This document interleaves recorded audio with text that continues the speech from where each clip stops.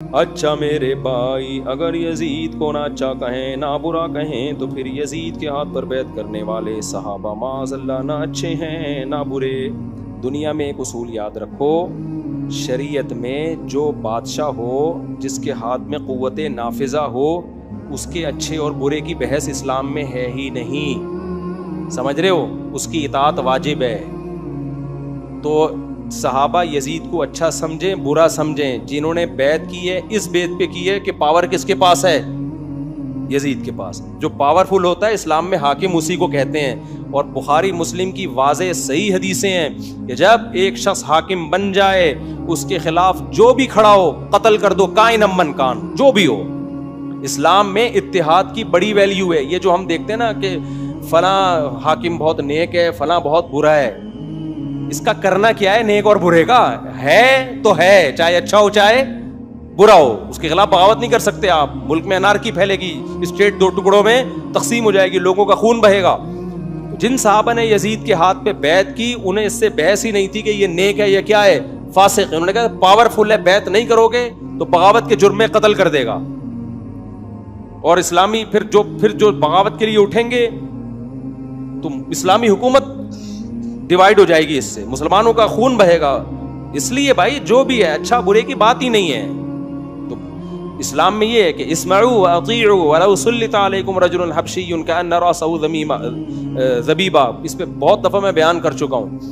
تو آج کل کسی اسکالر کا بیان سن رہا تھا، کلپ آیا ہوا تھا، انہوں نے کہا حضرت معاویہ نے جو ہے بیڑا معاذ اللہ نقل کفر نباشت، بیڑا غرق کر دیا اس امت کا، یوں کر دیا، ایسے فضول 15ویں صدی کے ٹچے بیٹھ کے حضرت معاویہ پہ بات کر رہے ہوتے۔ بھائی حضرت معاویہ کا ان سے اجتہادی اختلاف تھا، تو سیاسی اختلاف میں جب کسی کا کسی سے اختلاف ہوتا ہے تو آپ ایسے ایکسٹریم لیول پہ نہیں جا سکتے۔ حضرت معاویہ نہ ہوتے تو کوئی دوسرا ہوتا تو بھی اختلاف ہونا تھا۔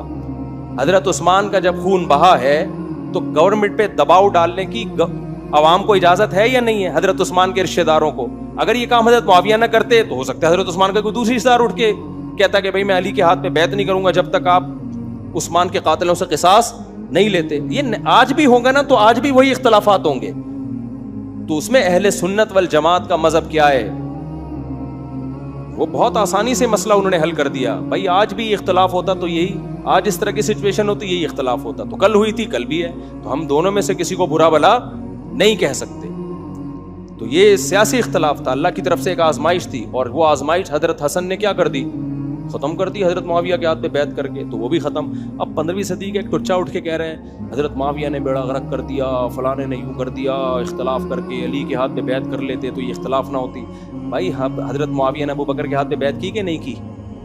حضرت عمر کے ہاتھ پہ بیعت کی کہ نہیں کی؟ حضرت عثمان کے ہاتھ پہ بیعت کی کہ نہیں کی؟ کوئی اختلاف کیا؟ اگر ان کو حکومت کا شوق ہوتا تو ان تینوں خلیفوں کے ہاتھ پہ بیعت کرتے۔ حضرت علی پہ بھی ایسا نہیں ہے کہ بیعت نہیں کی، انہوں نے کہا بیعت کروں گا، پہلے عثمان کے قاتل چوک پہ لٹکیں گے۔ تو یہ رائے کا اختلاف ہو سکتا ہے، تو کتنے آسانی سے اہل سنت نے حل کر دیا۔ جو اہل سنت کو نہیں مانتے نا، اپنی طرف سے قرآن حدیث کی تشریح کرتے ہیں، وہ ساری زندگی اس مسئلے کو کبھی بھی حل نہیں کر پائیں گے۔ وہ یا تو ایک طرف چلے جائیں گے یا دوسری طرف چلے جائیں گے۔ جو حضرت علی کے مخالفین ہیں وہ بھی فضول بکواس کرتے ہیں، کہتے ہیں صحیح تو کہہ رہے تھے حضرت عثمان کے قاتلوں کو لٹکا دیتے ہیں نا، آپ نے کیوں نہیں لٹکایا؟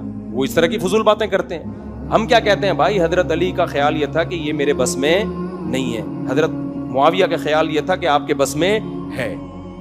اب کوئی وحی تو نازل نہیں ہوئی تھی نا، تو یہ اختلافات آج بھی ہوتے ہیں اور یہ قیامت تک رہیں گے، اس کو حل نہیں کیا جا سکتا، سمجھتے ہو؟ اور ان اختلافات کی بیس پہ کسی کو برا بلا نہیں کہا جا سکتا۔